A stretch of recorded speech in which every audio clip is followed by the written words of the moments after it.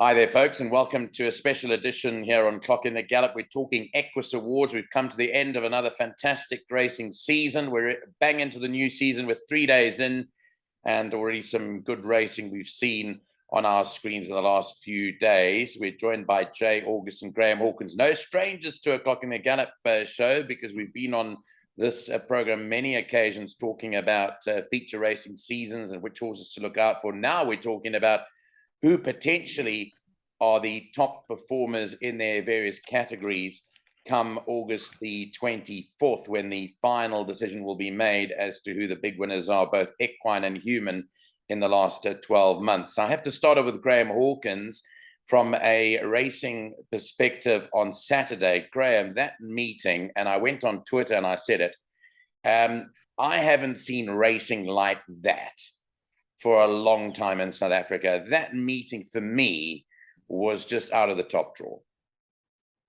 Fantastic days racing, absolutely fantastic days racing, right through the afternoon. And, you know, the Hong Kong Jockey Club Whirlpool Champions Cup delivered, as did the Marshall's World of Sport Gold Cup, as did the two-year-old features, etc. It's just a great pity. I thought the Champions Cup was one of the better races of the season, and I'm sad to see that the jockeys got so heavily punished for doing their best. Yeah, that is true too. Jay August joins us on the line. Unfortunately, with load shedding having crept into the fray, we're unable to see him. But Jay, you must agree with Graeme and myself that that really was, I mean, it ended off the season on a very high note for everyone. Certainly did, Nico. I think the highlight was seeing Captain's Ransom win her first open race against Colts, and on a weight for age to boot, and then Jet Dark basically taking the horse of the year points table away from her with his win in his second win in the Champions Cup. Now, why I've got both gentlemen on the show is we're talking Equus Awards, and the reason why I reached out to both Graeme and Jay was because I was a bit concerned about what I was reading. Now, officially today, there's been a press release out issued by the Equus Awards Committee that explains how the awards are going to be chosen. And I want to firstly pick on Jay, if you don't mind, Jay, to tell us exactly the change from the past to the current. Let me just elaborate on that by saying that we're now following a Cartier Awards type of choice in terms of picking the winners, because 33% of the vote will belong to the points table, which is points amassed by each particular horse in group races, versus 33% chosen by the panel, and we'll come to who constitutes the panel, of which I'm lucky and privileged enough to be part of, and so is Graeme. And then 33% to be chosen by the general public. Just explain to us the rationale behind changing the status quo for this year, and exactly how it will work. So we looked at the Cartier Awards process, and it seemed to work fairly well with the three components, because you've got an initial points log which keeps interest going throughout the season, and it's a fairly objective measure because you've got races that accumulate points and wins in those. The expert panel is very similar to the process that has been followed previously. There'll be a slight change to the way the expert panel vote. And then, of course, the new component, completely new component, is the public vote, which is going to give us 3%. Now, the public vote is the part that we're probably the most unknowledgeable on, because we have to wait the result to see the participation and the interest. But just to give an example, on the Cartier Awards last year, I think there were 3,600, and to be exact, 48 votes, I think. So if we can get a tenth of that, we're probably lucky in South Africa. But if we got 3,600 votes, we'd be extremely happy, because that would indicate a fairly good spread of public participation, which should give you a fairly accurate result. Now, I know that in the past, Graeme, the panel come up with their final nomination. So they obviously sift through every single group winner, look at the holistic season, the whole season, and find out which horses are probably the 2 or 3 best. Sometimes there's a veto on just a unanimous vote. We're very seldom that happens, but there's only one nomination, which is automatically the award winner. But the judges would normally come up with 2 or 3 or even 4 nominations, even 5 at a stage. So that's effectively what the public will end up voting for. Is that right or not? Not 100%, because we agreed at the beginning of the year that the nominees or the nominations in each of the categories would be driven by the points. So the points became the critical factor. The points have got a long memory. They stretch all the way back to the beginning of the season. As Jay explained, horses accumulated points based on grade 1, grade 2, grade 3 race outcomes, winners and placed horses.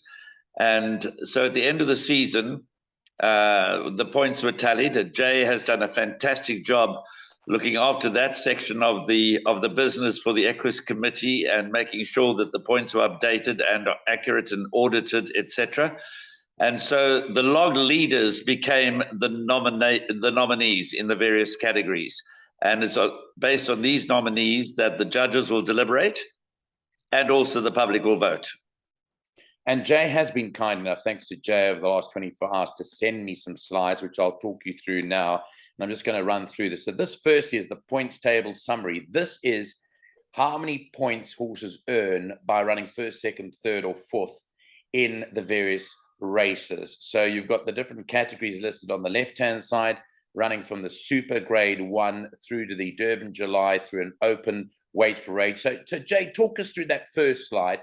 You've listed the points on the screen and the distribution of the points. That's the word I was looking for.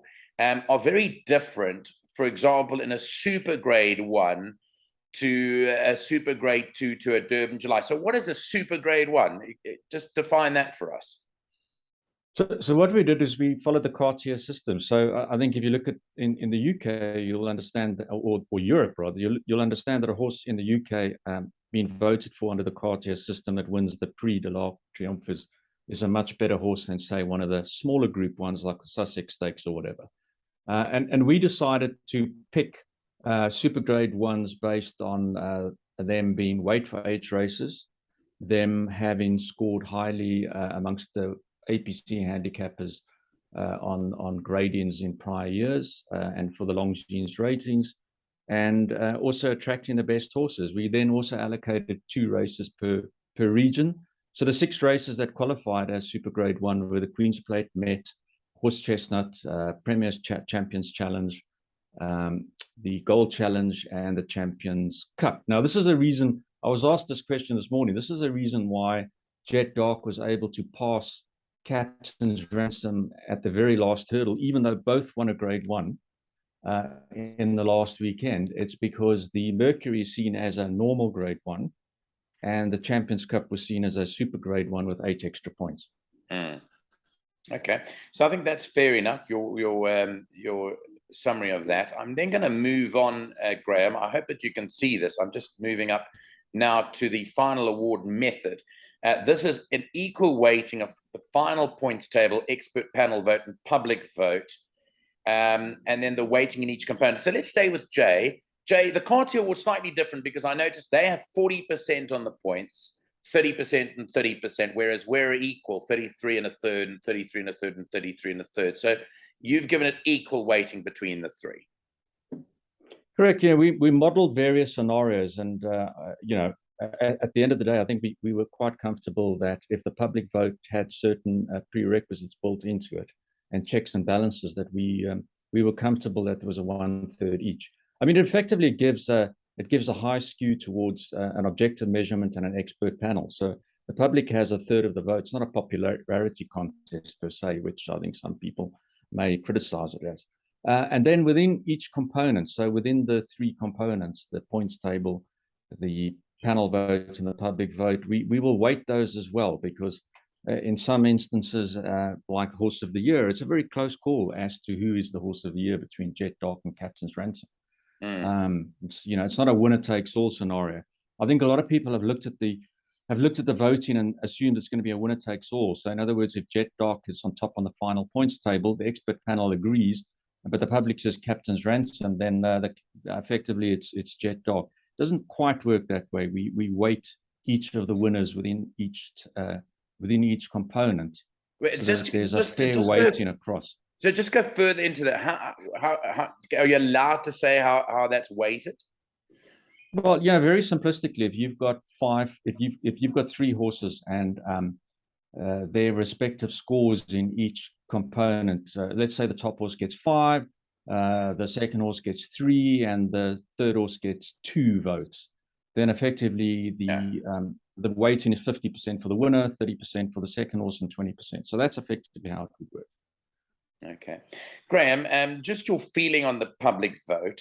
I've made it clear on the group that we've got between us, on the WhatsApp group between us, that I'm in two minds about the public vote. Now, I look at things like, for example, the MTV People's Choice Awards.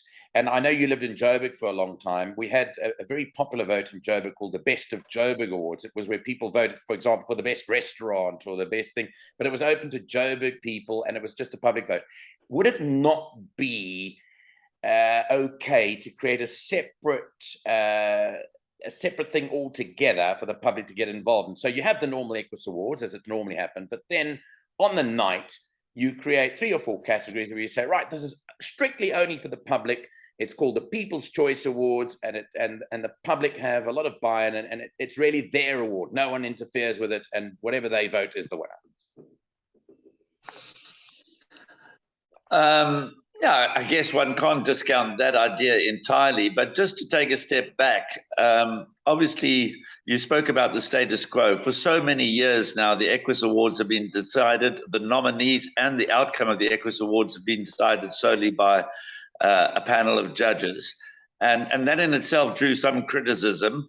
And Jay mentioned that we tested this model on prior years. I think it's a very important point to make. So what we did was, what Jay did, he did all the work, was that we took the previous 3 seasons, we allocated the points to the outcomes of those races in the 3 seasons, and we obviously looked at the judges panel. Obviously, we didn't have a history of public voting, and that's why this part of it is going to be a little bit of a learning curve for us. Right at the outset, we agreed that, firstly, the distribution of points may not be perfect.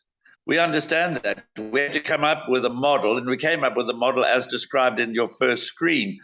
It may, over time, need some tweaking. We may learn a lot about the public vote first time round and apply certain tweaks second time round.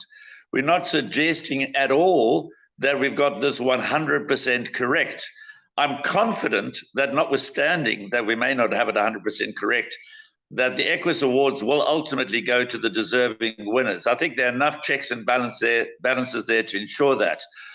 But I think we wanted the public to be part of the official Equus Awards. Another important point that Jay made was that by introducing the points table, we didn't just chat about Equus Awards in the month of July as we headed towards August, and suddenly Equus Awards was on the table. By introducing the points table, which commenced earlier in the season, at least you're creating a discussion, you're creating logs, and logs always attract interest.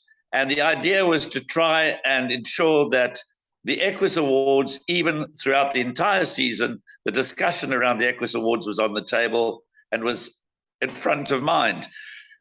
Whether we will have succeeded in our objective, that we'll obviously have to wait and see. Like I said, I'm absolutely confident that the right horses will be adjudged the Equus champions in the various categories. No one component is going to it's accumulation of the 3. The points speak volumes. The points speak volumes, and you've got to have a very good reason to vote against the points log lead in each of those categories, because they do speak volumes. There could be extenuating circumstances either this year or going forward. Horses sometimes get injured, they're off the track for 3 or 4 months, and you've got to take that into account. And that's where the human element comes in to balance out the points table. I mean, if you've got a horse that won everything in sight in the first half of the season, then he's injured and he's laid off for the rest of the season, doesn't make him less of a champion or her less of a champion or less of a candidate for awards on Equus night.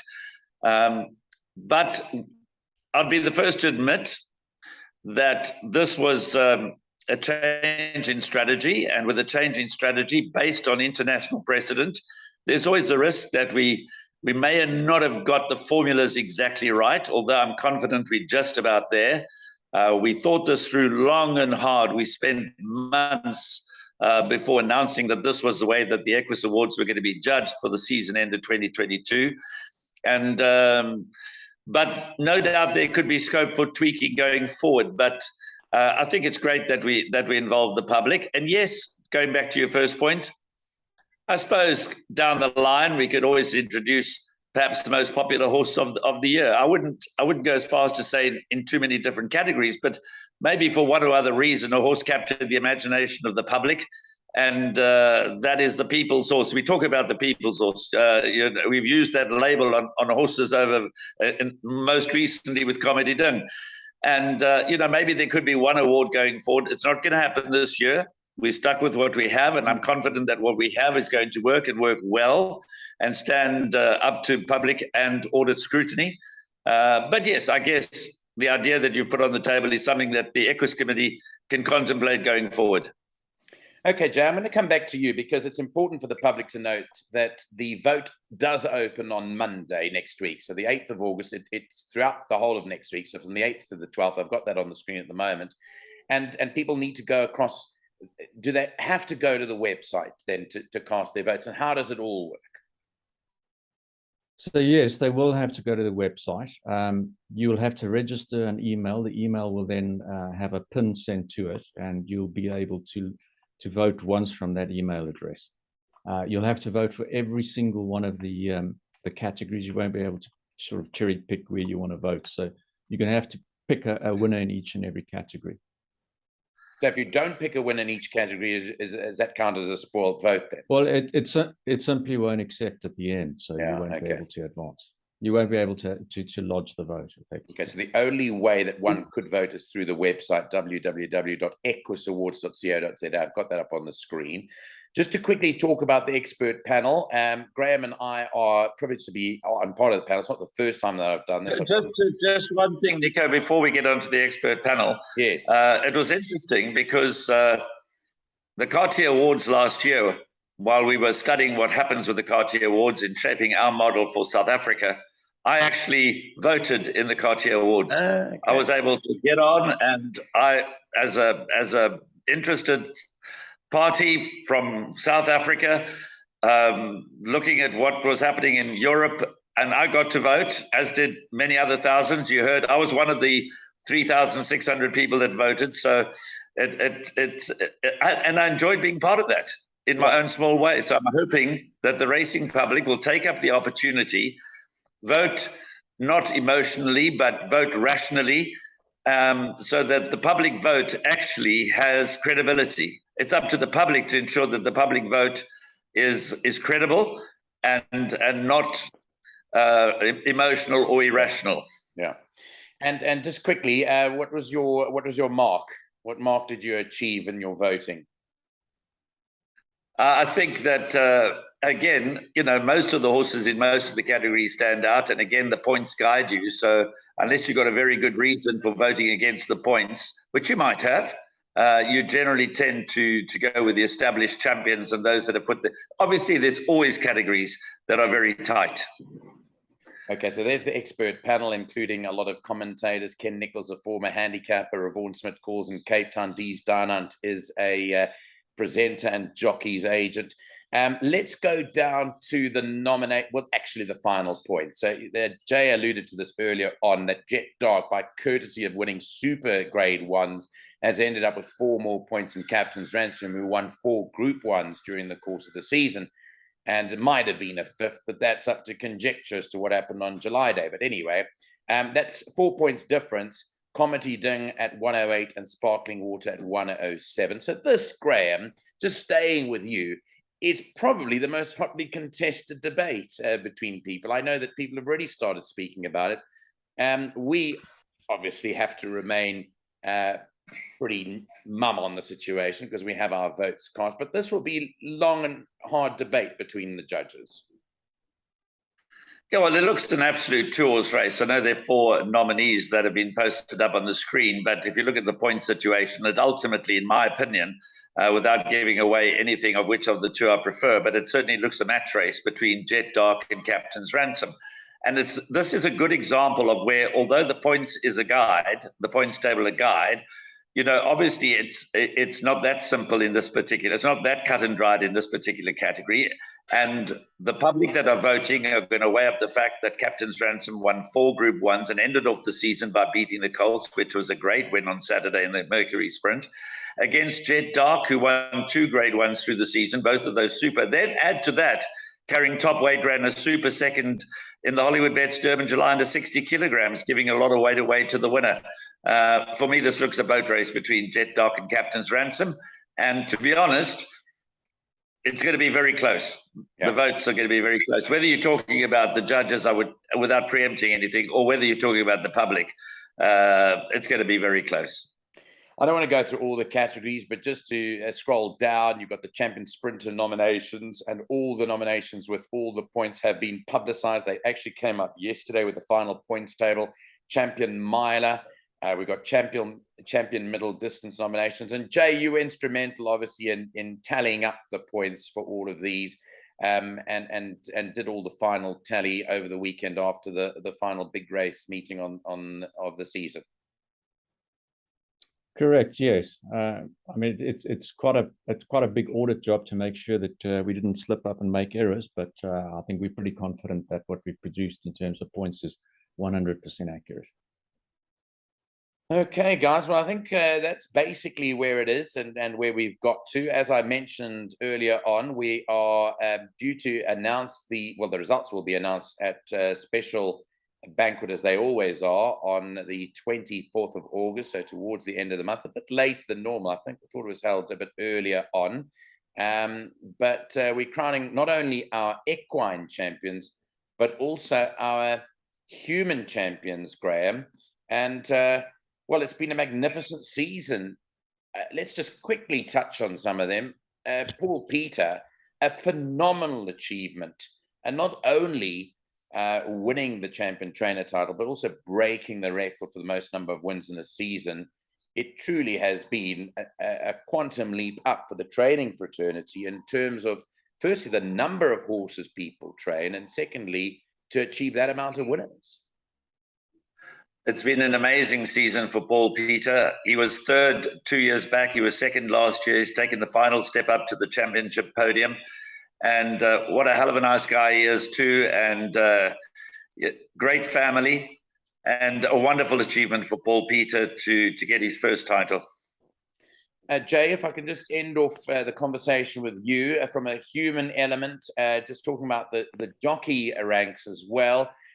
We might have lost Lyle Hewitson and our former champion apprentice, Luke Ferraz, who still continue to fly the flag so high up in Hong Kong. But really, we for our top 3 jockeys almost to reach 200 winners plus each. I know the third one didn't, but Richard Ferree reached 200 on late in the season, only on the weekend. But that's also a magnificent achievement for jockeys to all be that high up in the order in terms of number of wins. Absolutely. I always smile when I hear people concerned that we're losing jockeys overseas. But I think one thing that I've always understood about the South African environment is how quickly we replace those with others. So I think we've got some of the best jockeys in the world. There's no doubt that the training and the expertise that they get here in terms of jockeyship is world class. I just wish our horses would get a similar chance overseas. Yeah, well, we all do that, and we know that there's an upcoming audit happening, hopefully in later this year, and more news on that to follow, I'm sure, here on Clock in the Gallop. Well, gents, I wanted to thank you for your time. I know there's a lot of water. I think, Nico, again, I'm going to cut across you very quickly. I do think that at this segment of the show, Rachel deserves a mention as being champion apprentice. We've spoken about the champion trainer, the champion jockey. What a wonderful, wonderful fairy tale story it is for Rachel Venniker to become the first female champion apprentice in South Africa. And, it's just a wonderful story. And congratulations to Rachel. Yeah, absolutely. I think you've butted in at the correct moment over there. There's some other stories doing the rounds about the apprentice thing, but we'll let her just achieve the award, pick up the award, and then move on from that. But you quite rightly, He doesn't need any allowance, that's for sure. yeah, she doesn't. She doesn't need an allowance, but she has started off today with an allowance. And to my knowledge, I don't know if she won with an allowance today, which will get her head scratching a bit further. Anyway, Graeme, thanks so much. I look forward to debating the matters with you in our conference call. Jay, once again, thanks so much for coming on. I think we needed this show just to elaborate a bit for the public's sake on how they can get involved. And I'm sure many will in the next coming week. But thanks so much, guys, and enjoy the week of voting, the few weeks leading up to the Equus Awards, and hopefully the best horses are crowned champions in their particular categories. Thanks very much. Thanks, Nico. Thanks, Nico.